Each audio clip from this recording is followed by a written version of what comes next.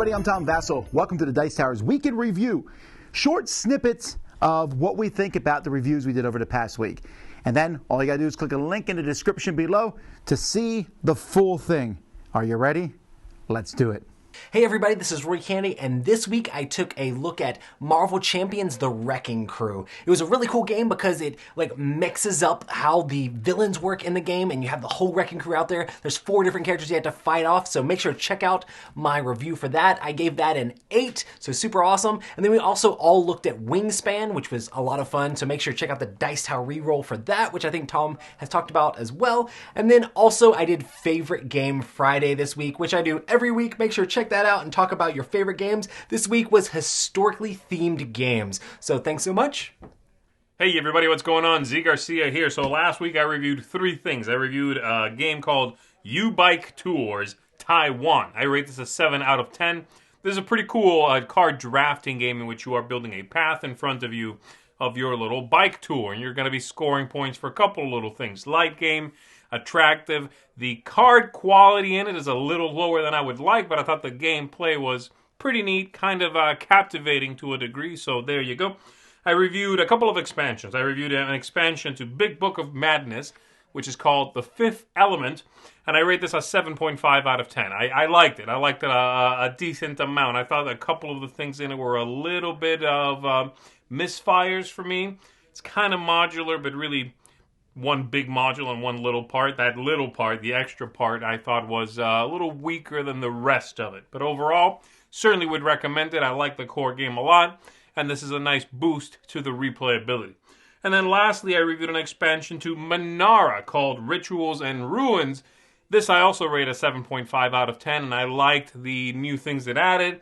I wish the simplicity in order to incorporate this stuff into the core game was a little higher. Kind of messy to do it all, you know.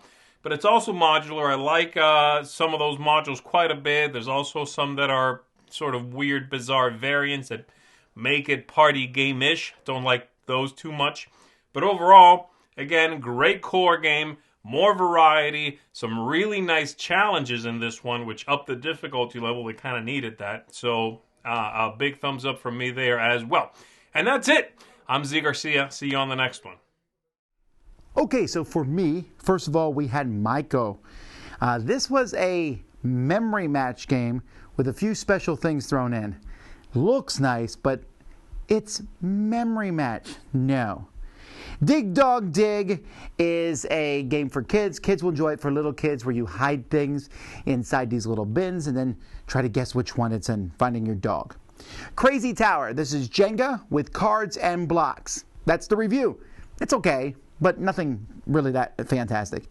Head Hackers is a fun party game where you try to guess a word from 3 clues, but your teammates, or the opposing teams, are going to try to guess the clues you're going to use. A nice concept, could use a little bit more tightening up. Rattzia, a game where you roll dice, place these dice out on the board to get different food. It's decent.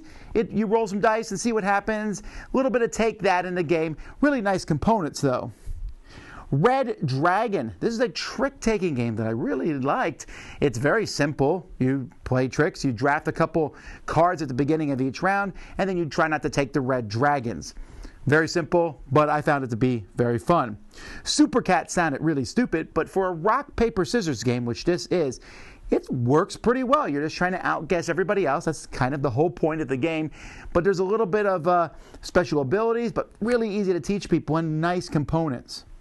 Speaking of nice components, Empyreal, Spells, and Steam. This is a train game from level 99, and I showed off the deluxe version, which is deluxe with a capital everything. Great components, good, solid game.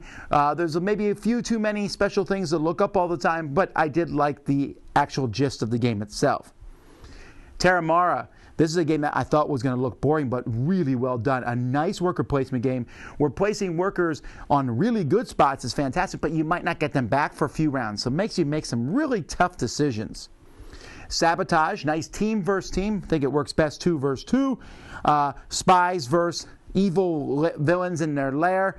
Nice trying to guess where the other person is. A lot of deduction. Stunningly good components, almost overproduced. Very enjoyable. And then my favorite game I played, reviewed this past week, Glen 2 Chronicles. Just amazing. I never played Glen, but this game, super high production values, lots of different modules to stick in. But the base game itself, moving around a track as far as you want, but then you have to wait till the last people catch up to you to go farther.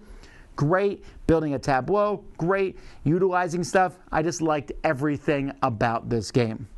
Also, we did another Dice Tower reroll where all 4 of us took a look at Wingspan, a very popular game. We did a crowd surfing earlier this week, and a playthrough of Batman from IDW, which is currently on Kickstarter. Finally, we Rodney Smith joined us we went over the top 10 enemies of gaming. Are you on the list? Watch it and see. Alrighty, well that's it for this week. Thanks so much for watching Week in Review. I'm Tom Vasel. We'll see you next time.